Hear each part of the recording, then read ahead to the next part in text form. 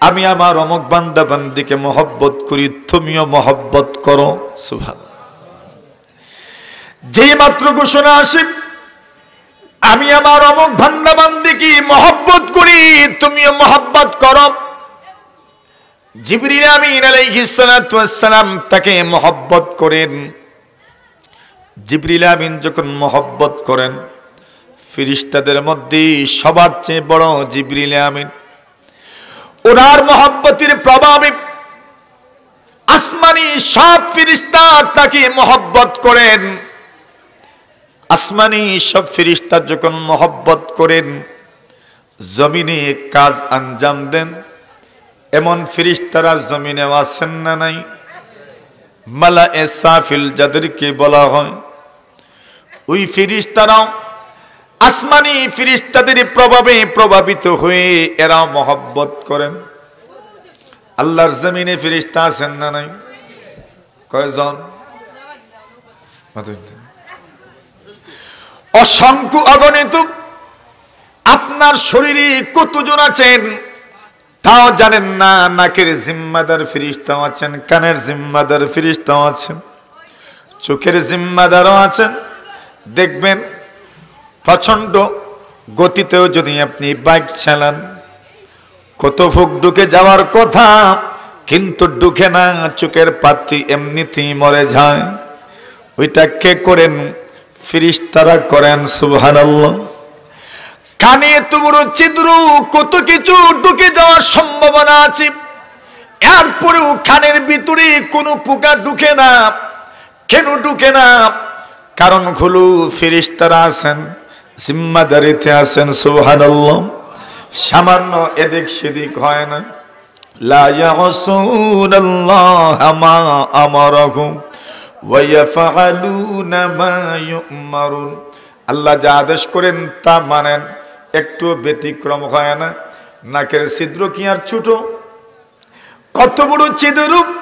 ওই ছিদ্র দিয়েও কিছু ঢুকে না। আল্লাহ তাআলা নাকের ফেরেশতাও নিযুক্ত করেছেন, নিয়োগ দিয়েছেন আমার বান্দা বান্দির নাক দিয়ে যেন কিছু না ঢুকে। সুবহানাল্লাহ। রাতে কত মানুষ ঘুমায়, মুখ কি বন্ধ থাকে? খোলা থাকে। যাদের নাকে ডাকে এবং মুখেও ডাকে, এদের মুখ তো এমনিতেই খুলে, হা করে মানুষ ঘুমায় পড়ে, কিন্তু এরপরে মুখ দিয়ে কিছু ঢুকে না। কেন? মাতুন না আপনারা? ফেরেশতারা আছেন জিম্মাদার, কোনো কিছুই ঢুকতে দেন না, নতুবা কত বিষাক্ত পোকা ঢুকে যেতে পারত। এত সব ফেরেশতা দুনিয়ার জমিনে এমন কোন জায়গা নাই, এই মাজলিসের মধ্যে যেখানে ফেরেশতা নাই। নবী আকরাম সাল্লাল্লাহু আলাইহি ওয়াসাল্লাম বলেন, পুরা দুনিয়া জুড়ে আল্লাহর ফেরেশতারা ঘুরেন, ইয়াবতাগুনা মাজালিসায যিকর। ওরা কি তালাশ করেন? জিক্রের মজলিস তালাশ করেন। হঠাৎ করে চলতে চলতে চলতে চলতে যখন কুরমাদার মতো মাটিতে আসেন, জিক্রের মজলিস পেয়ে যান, ওইখানেই বসে পড়েন। সুবহানাল্লাহ। কি পরিমাণ বসেন! আল্লাহর হাবিব বলেন, যদি উপর থেকে কিছু একটা সুই যদি নিচেই ফেলা হয় তবে মাটিতে পড়বে না। এই পরিমাণ ফেরেশতারা জমিনে থাকেন, মজলিসে থাকেন। নবী আকরাম সাল্লাল্লাহু আলাইহি ওয়াসাল্লাম বলেন, ফেরেশতারা যখন আসমানে ফিরত যান, আল্লাহ তাআলা প্রশ্ন করেন, আবার বান্দা বান্দীদেরকে কোন অবস্থায় রেখে এসেছো? ফেরেশতারা জবাব দেন, আল্লাহ দেখেছি তারা জিকির করে বসে আছে, মাঝে মধ্যে সুযোগ হলে সুবহানাল্লাহ পড়ে, আলহামদুলিল্লাহ পড়ে, আল্লাহু আকবার পড়ে, মন খুলে দিল খুলে প্রাণ উজাড় করে আন্তরিকতার সাথে মহব্বতের সাথে সুবহানাল্লাহ পড়ে, আলহামদুলিল্লাহ পড়ে, আল্লাহু আকবার পড়ে। আল্লাহর নবী বলেন, ওরা কেন একত্রিত হলো, কি চায়? মুসনাদে আহমদের রিওয়ায়াত। আল্লাহর নবীজি বলেন, ফেরেশতারা জবাব দেন, আল্লাহ এরা আপনার জান্নাত চায়। সুবহানাল্লাহ। আল্লাহ বলেন, জান্নাতকে দেখেছে? ফেরেশতারা বলেন, না, কোনদিন জান্নাত দেখে নাই। আল্লাহ প্রশ্ন করেন, যদি দেখতো তবে কি হতো?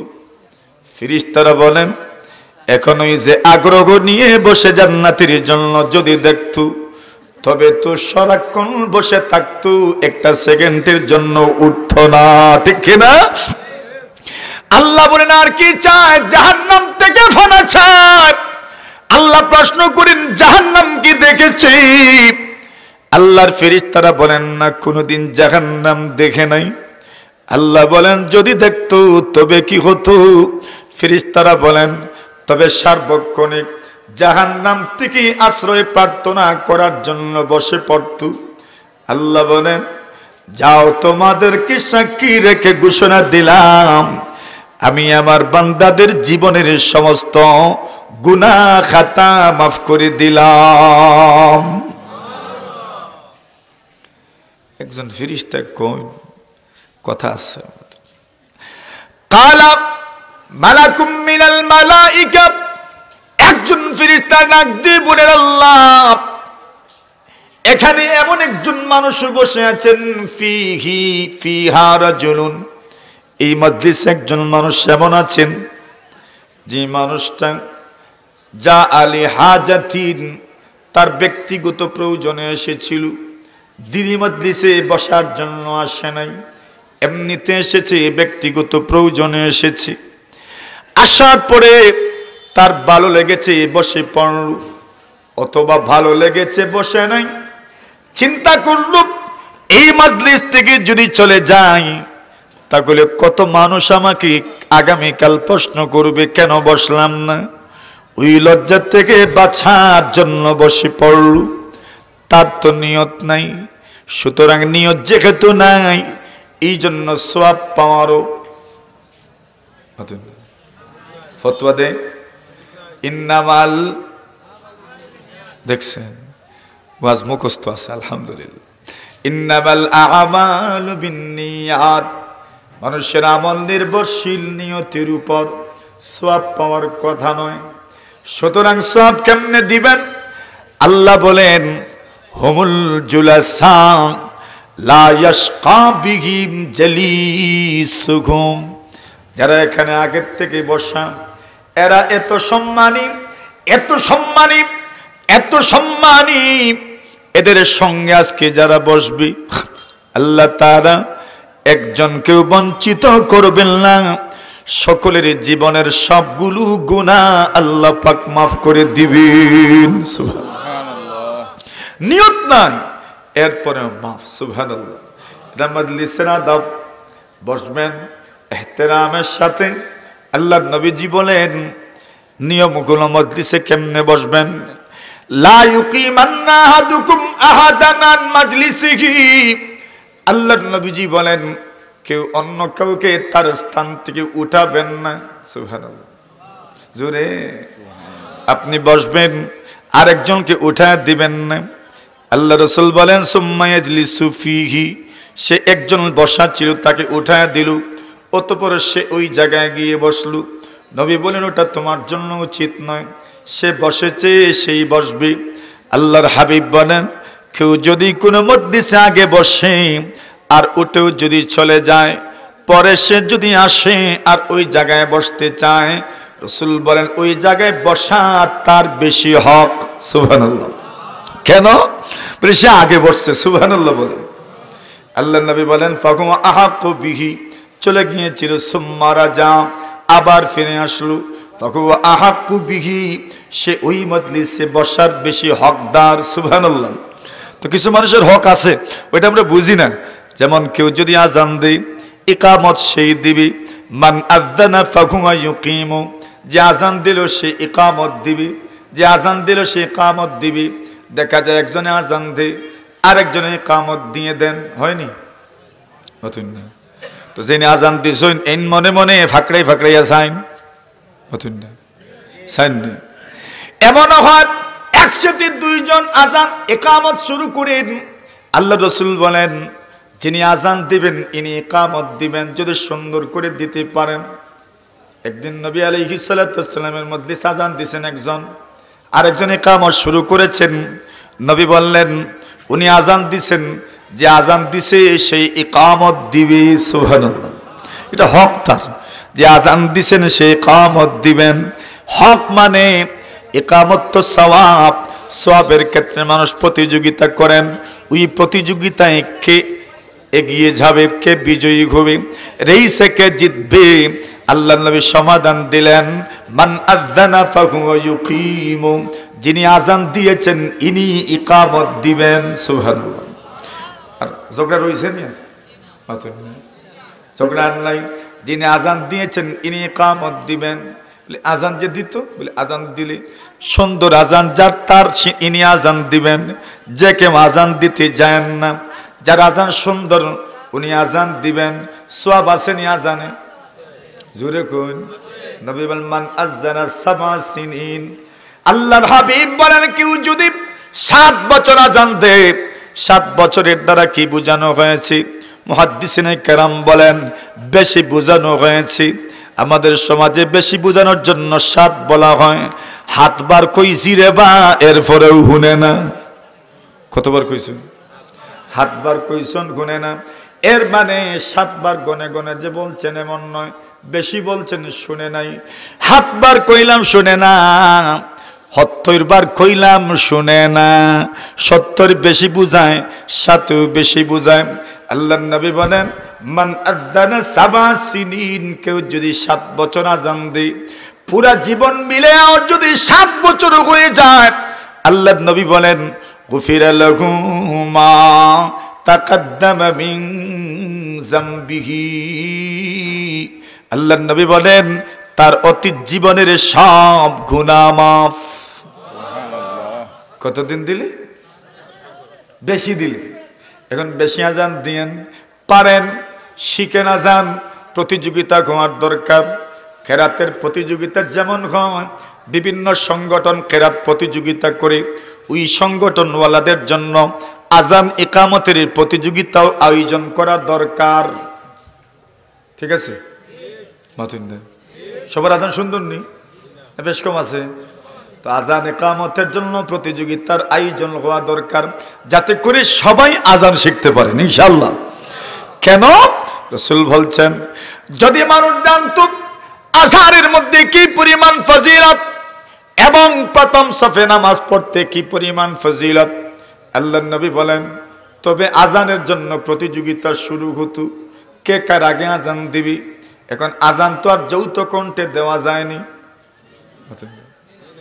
সঙ্গীত যৌথ কণ্ঠেও খোয়া যায়, সঙ্গীত যৌথ কণ্ঠেও পরিবেশন করা যায়।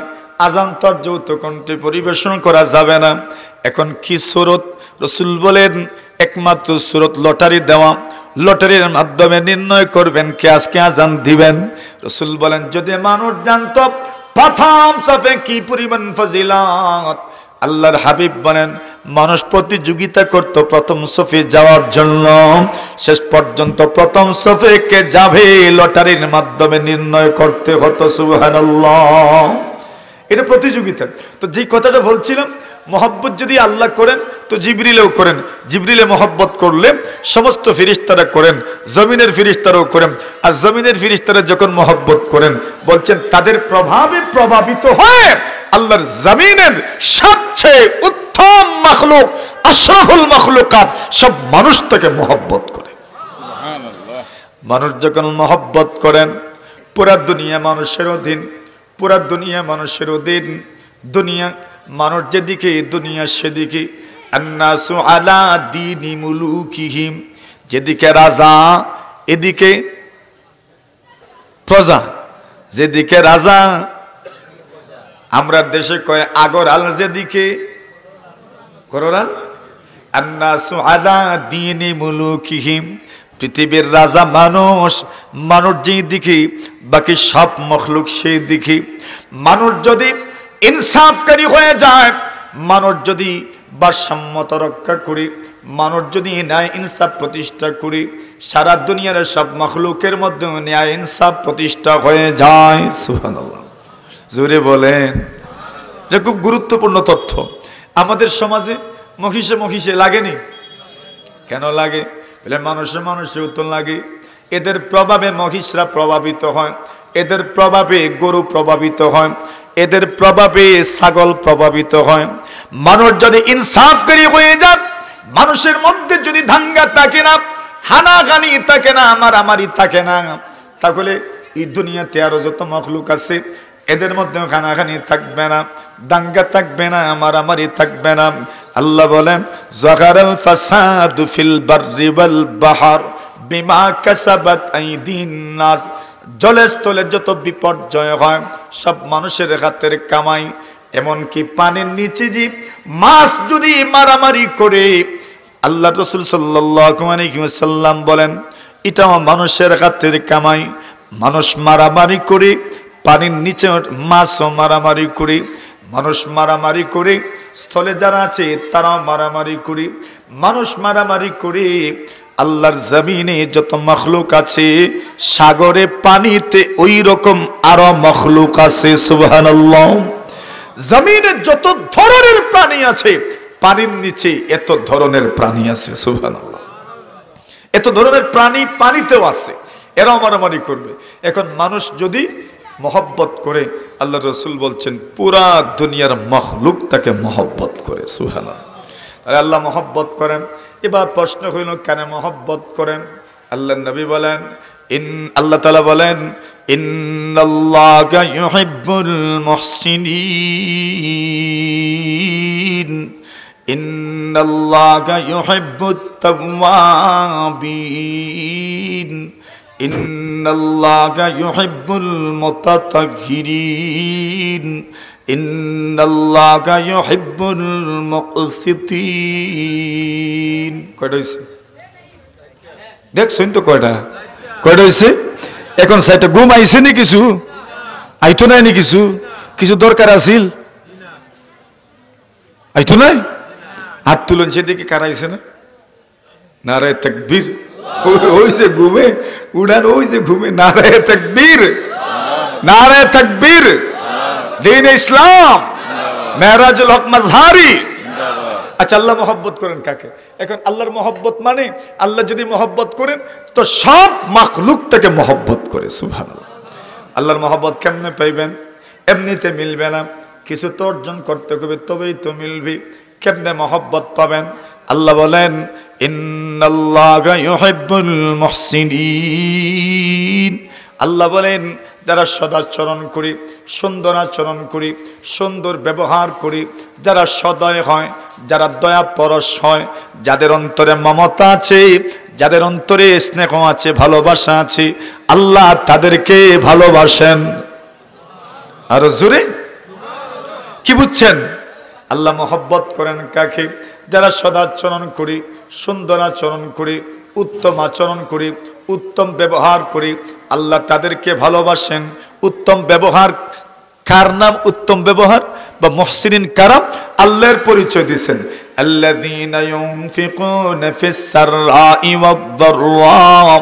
আল্লাহ বলেন যারা সচ্ছলতায় দান করি, অসচ্ছলতায় দান করি, পকেট ভালো থাকলে তবেও দান করি, পকেটের অবস্থা খারাপ হইলেও দান করি, একটু কমায়া দে, অসুবিধা নাই। আগে বেশি দিতেন, এবার কম দিবেন। 500 দিতেন, 200 দিবেন, 200 দিতেন, 100 দিবেন, 100 দিতেন, 50 দিবেন, 50 দিতেন, 30 দিবেন, 30 দিতেন, 15 দিবেন, 15 দিতেন, দেন 10, দেন 5, 5 দিতেন, 1 দেন, 1 দিতেন, 8 আনা দেন। সুবহানাল্লাহ। আফিনা আনিন নাস, যারা মানুষকে মাফ করতে পছন্দ করে। সুবহানাল্লাহ। দুনিয়াতে কত মানুষ আছে আপনার সাথে বেয়াদবি করবে, ছোটরা বেয়াদবি করবে, ছোট ভাই বেয়াদবি করে ফেলবে, ছোট ভাই বেয়াদবি করে ফেলছে, ছোট বোন বেয়াদবি করে ফেলছে, সন্তান বেয়াদবি করে ফেলছে, ভাতিজা ভাগনা বেয়াদবি করে ফেলছে, ছাত্র বেয়াদবি করে ফেলছে।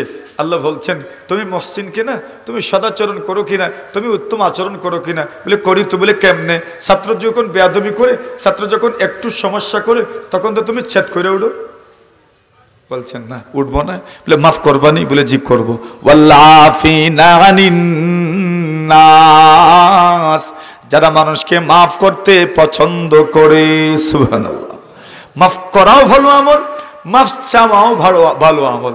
এজন্য মাফ চাইতে জীবনেও দ্বিধা করিয়েন না, মাফ চাইতে জীবনেও পিছে যায়েন না।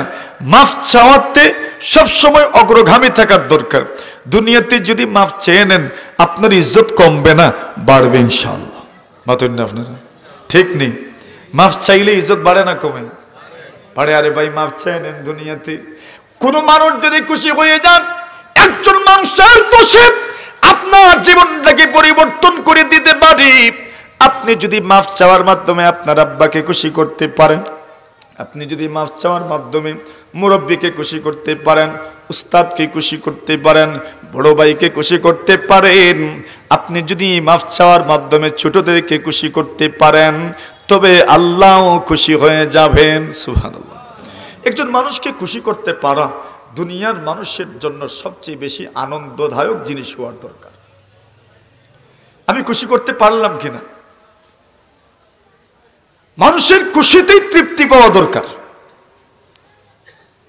যদি মানুষের খুশিতে আপনি তৃপ্তি পান না, তো মানুষত্বই কই? কথা বুঝাইতাম পারছি নি আমি? মানুষের খুশিতে খুশি হওয়া দরকার। এই দুনিয়াতে কত মানুষ খুশি, আপনিও খুশি। এই দুনিয়াতে কত বড় দিলওয়ালা মানুষ আছেন, আছেন না? নিজের খুশির দিকে তাকায় না। কে খুশি হলো? আমার পরিবারের মানুষগুলো খুশি হলো কিনা, বউ খুশি হলো কিনা, সন্তানগুলো খুশি হলো কিনা। বাবা সব সময় চিন্তা করি সন্তান খুশি হোক, মেয়ে খুশি হয়ে যাক, স্ত্রী খুশি হয়ে যাক, ভাতিজা খুশি হয়ে যাক, বাগনা বাগনি খুশি হয়ে যাক, বোন বাগনি খুশি হয়ে যাক। নিজের খুশির কথা চিন্তাই করে না। ওদের খুশি যখন দেখে, এদের চেহারার মধ্যে যখন মুস্কি হাসি দেখে, তখন সেও মুস্কি হাসি দে, আর তার অন্তরটা খুশি হয়ে যায়। অন্যের খুশি দেখতে পারা তৃপ্তির। আল্লাহ তাআলা বলেন, যারা মানুষকে মাফ করতে পছন্দ করে তাদেরকে আল্লাহ পছন্দ করেন, ভালোবাসেন। সুবহানাল্লাহ। গেল মসজিদ, একটা গেছে। 2 নম্বর আল্লাহ বলেন, ইন্নাল্লাহা ইউহিব্বুত তাওয়াবিন। আল্লাহ তাআলা তওবাকারী বান্দা বান্দীদেরকে ভালোবাসেন। সুবহানাল্লাহ। কারে ভালোবাসেন? আপনি যদি তওবা করেন তবে আল্লাহর ভালোবাসা পাবেন। আপনি যদি তওবা করতে পারেন আল্লাহর মহব্বত পাবেন, আল্লাহর ভালোবাসা পাবেন। আপনি কেমনে আল্লাহর ভালোবাসা পাবেন? তওবা করেননি, জিনা করি না, তো কেমনে ভালোবাসা পাবেন? তওবা যদি করেন আল্লাহর ভালোবাসা পাবেন। কেন আল্লাহ বলেন, ইন্নাল্লাহা ইউহিব্বুত তাওয়াবিন। আল্লাহ তওবাকারী বান্দা বান্দীদেরকে পছন্দ করেন। ও ভাই, তওবা করলে আল্লাহ তওবা কবুল করবেন, ওয়াদা আছে না নাই? বলেন বলেন। আরে না না না, তওবা করলে তওবা কবুল করবেন, ওই ওয়াদাটা শুধু না, তওবা করবেন তবে তওবাকারী বান্দা বান্দী আল্লাহর বন্ধু হয়ে যাবে, ওই ওয়াদা আছে। সুবহানাল্লাহ। তওবা করবেন তো কি হয়ে যাবেন? আল্লাহর বন্ধু হয়ে যাবেন। সুবহানাল্লাহ। আল্লাহ তাআলা তাদেরকে ভালোবাসেন, তাদেরকে মহব্বত করেন, মানে তাদেরকে ভালোবাসেন। ওই কথাটাই আল্লাহ বলছেন, ইন্নাল্লাহা ইউহিব্বুত তাওয়াবিন। আল্লাহ তওবাকারী বান্দা বান্দীদেরকে পছন্দ করেন। কার গুনাহ নাই? আমারও আছে, আপনারও আছে। আমি আমার মনের অজান্তে অনেক মানুষকে কষ্ট দিয়ে ফেলি। আমার অধীনস্থ যারা আছে এদেরকেও কষ্ট দিয়ে দিই। আমার ছোট যারা আছে এদেরকেও কষ্ট দিয়ে দিই। আমার অধীনে যারা থাকে, যাদের রিজেক আমার মাধ্যমে আসে, যাদের ভরণ পোষণ আমি করি, এরা আমার অধীনস্থ। অনেক সময় আমার মনের অজান্তে এদেরকে কষ্ট দিয়ে ফেলি। অনেক সময় অনেক কিছু নিয়ে যাওয়ার কথা ছিল কিন্তু নিয়ে যেতে পারি না, তাদেরকে একটু কষ্ট দিয়ে দিলাম। অনেক সময় অনেক কিছু নিয়ে যাওয়ার কথা ছিল, আমার পকেটে টাকা নাই, এই জন্য নিয়ে যেতে পারি নাই। এই জন্য আমি তো আল্লাহর কাছে অবশ্যই পাকড়াও হব না। তবে আমি তো তাদেরকে সাময়িক সময়ের জন্য কষ্ট দিয়ে দিলাম। কেন? এরা তো রুজি করে না, এরা তো রোজগার করে না, এরা তো আমার দিকেই চেয়ে থাকে। আমি সাময়িক সময়ের জন্য তাদেরকে কষ্ট দিলাম। আমাকে বলা হয়েছিল সকালবেলার জন্য লোক বাড়িতে নিয়ে যাওয়ার জন্য, নিয়ে গেলাম না, ভুলে গেলাম। তবে কি আমি কষ্ট দিলাম না? কষ্ট তো দিয়ে দিলাম। এখন সকালবেলা নাস্তা করার মতো কিছু নাই। ওই সময় আপনি বলবেন, আরে ভুলে গেছি, তোমাদের তো কষ্ট হয়ে গেছে, ঠিক আছে আগামীতে আরো খেয়াল রাখবো, মনে কষ্ট নিও না, মাফ করে দিও। ওই সময় যদি আপনি মাফি চেয়ে নেন, ও ভাই আপনি তাদের মন খুশি করলেন, আল্লাহ আপনাকে খুশি করে দিবেন। সুবহানাল্লাহ। এরা তো অধীনস্থ, এরা তো আমার দিকেই চেয়ে থাকে, আমার কাছেই তো এরা সব সময়, এদের চাওয়া পাওয়া তো আমার কাছেই। এখন আমি অনেক সময় অনেক কিছু মিস করলাম, তো মিস করার কারণে আমি তো মিস করলাম, কিন্তু কষ্ট কি হচ্ছে না এদের? এদের তো কষ্ট হচ্ছে। আমি ওই সময় যদি আল্লাহর কাছে তওবা করে নেই, আল্লাহ আমাকে মাফ করে দেন, মাফ করে দেন। ইন্নাল্লাহা ইউহিব্বুত তাওয়াবিন, আল্লাহ আমাকে মাফ করে দেন। আল্লাহ রাসূল বলেন আত-তাইবু মিনাজ যামবি কামাল্লা যামবালা, আল্লাহ রাসূল বলেন কেউ যদি গুনাহ থেকে তওবা করে, তার তওবা শুধু তওবা নয়, সে যেন এমন ভাবে হয়ে গেল যেন নিষ্পাপ। সুবহানাল্লাহ, তার গুনাহই নাই। সুবহানাল্লাহি ওয়া বিহামদিহি, সুবহানাল্লাহি ওয়া বিহামদিহি, তার গুনাহই নাই, গুনাহই নাই, গুনাহই নাই। আর রাসূল বলছেন কারো যদি গুনাহ না থাকে বেলা হিসাব জান্নাতি হয়ে যায়। আচ্ছা বলেন তো, গুনাহ নাই কেমনে হইব? যে তওবা করে নেয়, তওবা করলেই গুনাহ মাফ, জান্নাতি হয়ে গেল, মরবেন জান্নাতি হয়ে যাবেন। আত-তাইবু মিনাজ যামবি কামাল্লা যামবালা, আল্লাহর নবী বলেন কেউ যদি গুনাহ থেকে তওবা করে, তার যেন আর কোনো গুনাহ নাই। আল্লাহু আকবার। আল্লাহর বান্দা যখন আল্লাহর কাছে চায়, চাওয়ার মতো চায়, এমন কথা আছে যে কথা দিয়ে চাইলে আল্লাহ মাফ করে দেন। কথার মধ্যে বেশ কম আছে না নাই? জোরে বলেন। সব মানুষ সুন্দর করে কথা বলতে পারে না। দেখবেন যদি কয়েকজন কারোর সঙ্গে বেয়াদবি করে, সবাই কথা বলে না। একজন সুপারিশকারী নেন, ওই সুপারিশকারী কথা বলেন, উনি সুন্দর করে সাজাই গুজাইয়া কথা বলেন যেন উনি মাফ করে দেন। সুবহানাল্লাহ। কি করে দেন? নবীজির রাগ উঠত, নবী আলাইহিস সালাতু ওয়াসসালাম রাগ করতেন, সবাই নবীজির গুসা ঠান্ডা করতে পারতো না। ওমর রাদিয়াল্লাহু তাআলা জানতেন কেমনে ঠান্ডা করা লাগে। সুবহানাল্লাহ। নবী আলাইহিস সালাতু ওয়াসসালাম রাগ করতেন, ওয়াজের সময় রাগ করতেন, মাঝে মধ্যে বক্তব্য দেওয়ার সময় রাগ করতেন, গুসা হয়ে যেতেন। এমন গুসা করতেন হাত্তা হামাররাত ওয়াজনাতাহু, নবীজির গাল লাল হয়ে যেত। সুবহানাল্লাহ। এমনিতেই তো সুন্দর না, সুন্দর তো রাসূল, আর রাগ যখন হইতেন তো রক্তিম হয়ে যেত, পুরাটা গাল লাল হয়ে যেত। গুসা কম না বেশি? বেশি। এখন কেমনে ঠান্ডা করবেন? সুবহানাল্লাহ। রাসূল এমন রাগ করতেন। ওমর রাদিয়াল্লাহু তাআলা আনহু তাশাহুদের সূরা, তাশাহুদ চিনেননি? আত-তাহিয়াতুর সূরাতে নবী আলাইহিস সালাতু ওয়াসসালামের হাঁটুর সঙ্গে হাঁটু মিলায়ে বসতেন আর বলতেন রাদিতু বিল্লাহি রাব্বা ওয়া বিল ইসলামি দীনা ওয়া বি মুহাম্মাদিন সাল্লাল্লাহু আলাইহি ওয়াসাল্লাম রাসূলান ওয়া নাবিয়্যা। যেই মাত্র বলতেন নবীজির গুসা ঠান্ডা হয়ে যেত। সুবহানাল্লাহ। গুসা ঠান্ডা হয়ে যেত। তাহলে আল্লাহ তাআলার কাছে কিছু মানুষ খুব সুন্দর করে চাইতে পারে, তার চাওয়ায় আল্লাহ তাআলা তাকে মাফ করে দেন। সুবহানাল্লাহ। এক ঘটনা কইতাম নি?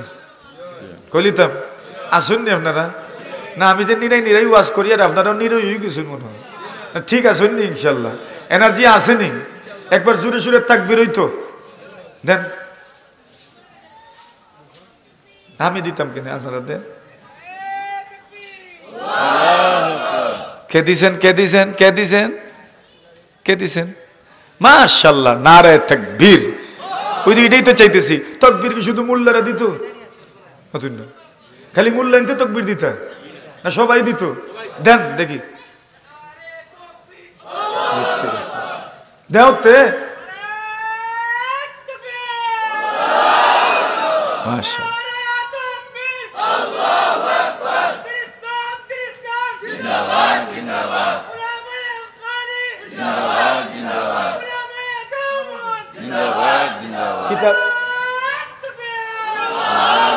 মাশাআল্লাহ মাশাআল্লাহ, এটাই হইল মাদ্রাসার প্রভাব। সুবহানাল্লাহ বলেন। বুঝছেন? ওই মানুষের হৃদয়ে হৃদয়ে তাকবীরের ধ্বনি পৌঁছায় দেওয়া, এটাই মাদ্রাসাওয়ালার বরকত। কথা বলেন ঠিক কিনা? এটাই ইলম, এটাই ইলমের বরকত, এটা মাদারিসের বরকত। মেরা মুহতারাম হাজিরিন কেরাম, ওই এক ঘটনা তো আমি শুনছেন হয়তো, আমি অনেক জায়গায় বলি এটা। রাসূল করিম সাল্লাল্লাহু আলাইহি ওয়াসাল্লামের কবরের পাশে এক বেদুইন এসেছে। বেদুইন গ্রাম্য মানুষ, কথাবার্তা সুন্দর না, বেশি সুন্দর করে কথা বলতে পারে না, তার আদবও নাই, সভ্যতাও নাই, সৌজন্যতাও নাই। এখন মোটামুটি গুজামিল দিয়ে বলে আর কি, মাতুন না আসেন কিছু মনে। সবাইকে আমরা আপনার কইতাম পারি, আমাদের অনেকের কাছে তুমিই সম্মানজনক। মাতুন না তুমি এটাই সম্মানজনক। আপনি এটা আরেকটু উন্নত মতন না। আর তুমি, আমরা বেশিরভাগ সম্মান দিতে গিয়ে তুমিই বলি, এটাও একটা সম্মান। তো অনেক সময় আবার কেউ দেখবেন নিজের সন্তানকে তুই বলে, আবার কেউ নিজের সন্তানকে তুমি বলে। বেশ কম আসেনি? বেশ কম আছে। তুমি বলে আর তুই বলার মধ্যে বেশ কম আছে। ওই তুমির মধ্যে মহব্বত বেশি।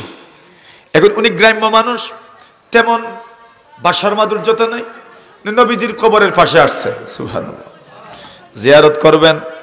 জিয়ারত করলেন, এবার আল্লাহর কাছে দোয়া করেন।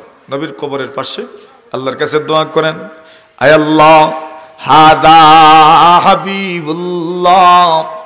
নবীর কবরের দিকে ইঙ্গিত করে বলেন, ইনি আপনার বন্ধু। সুবহানাল্লাহ, কি আল্লাহর বন্ধু।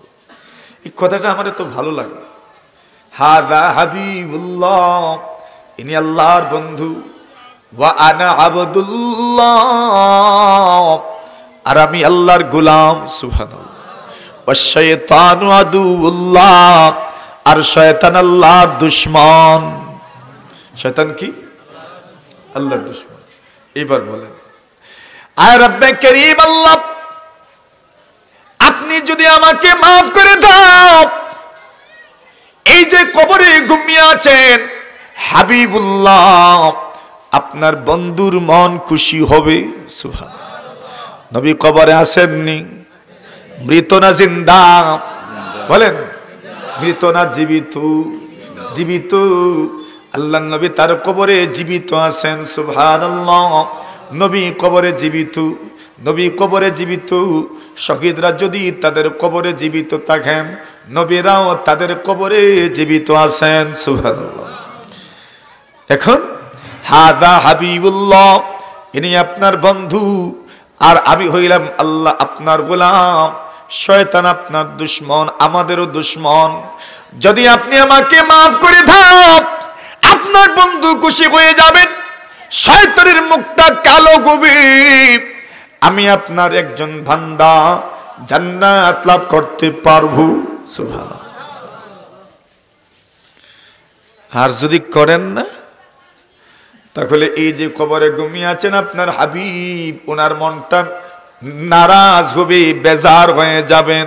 সুবহানাল্লাহ। আমি আপনার একজন ছোট্ট বান্দা, মায়ুস হয়ে যাব, একদম আমি ব্যর্থ হয়ে যাব, আমার ভবিষ্যৎটা, আখিরাতটা, আমার পরকালটা বরবাদ হয়ে যাবে, আর শয়তান হাতে তালি দিব। ঠিক নেই? হইছে না এখন কথা? যদি মাফ করেন, নবী খুশি হবেন, হাবিবুল্লাহ খুশি হবেন, আব্দুল্লাহ বাঁচবু, আদুবুল্লাহ মুখ কালো হইব। আর যদি মাফ করেন না, হাবিবুল্লাহর মন বেজার হবে, আব্দুল্লাহর ভবিষ্যৎ শেষ, পরকাল শেষ, আর আদুবুল্লাহ হাতে তালি দিব। সুবহানাল্লাহ। আর বাকি রয়েছে আর কিচ্ছু কইলিছি তো সপ্তাহ, এর বাদে আরো কয়, আয় আল্লাহ, আমি দেখেছি আরবের নিয়ম, ইন্নাল আরাব ইযা মাতা মিনহুম সাইয়্যিদুহুম আতাকু আবিদাহুম ওয়া ইমাহুম মিনদা কবরিহি। আল্লাহর বান্দা বলেন, আরবের রেওয়াজ দেখেছি, আরবের সংস্কৃতি আমি দেখেছি, আরবের অবস্থা আমি দেখেছি। এদের যখন গোত্র লিডার, যখন এদের কোনো নেতা মারা যেতেন, ওই নেতার কবরের পাশে আমরা যেমন আমাদের বাপ দাদাদেরকে দাফন করার সময়, মা বাপকে দাফন করার সময় কবরের পাশে গরিবদেরকে দান বন্টন করি, চাউল বন্টন করি, টাকা বন্টন করি। আরবের নিয়ম ছিল, আরবওয়ালারা তাদের তো গোলাম বাদিও ছিল, দাস দাসীও ছিল। আরবের গোত্র প্রধান, আরবের লিডার, মৃত ব্যক্তির সম্মানার্থে তার কবরের পাশে তার গোলামবাদী দাস দাসীদেরকে মুক্ত করে দেওয়া হতো। সুবহানাল্লাহ। তার সম্মান। এত বড় মানুষ মারা গেছে, তার মৃত্যুতে কি করা হয়েছে? তার দাস দাসীদেরকে মুক্ত করে দেওয়া হয়েছে। এবার আল্লাহর বান্দা বলে, মালিক, আমি তো দাঁড়ায় আছি একটা কবরের সামনে। আরবের মানুষ যদি আল্লাহর নবীজি আরবের মানুষ যদি তাদের গোত্র লিডারের, তাদের গোত্র প্রধানের কবরের পাশে গোলামবাদী দাস দাসীদেরকে মুক্ত করে দে, আমি তো আপনার একজন বান্দা দাঁড়িয়ে আছি আল্লাহর নবীজির কবরের পাশে। সুবহানাল্লাহ। কার কবরের পাশে? আরবের মানুষগুলো তাদের গোত্র লিডারের কবরের পাশে গোলামবাদীরা মুক্ত হয়, আর আমি তো দাঁড়িয়ে আছি সামান্য একজন লিডারের কবরের পাশে নয়, ছোটখাটো কোনো নেতার কবরের পাশে নয়। হাদা সাইয়্যিদুল আরব।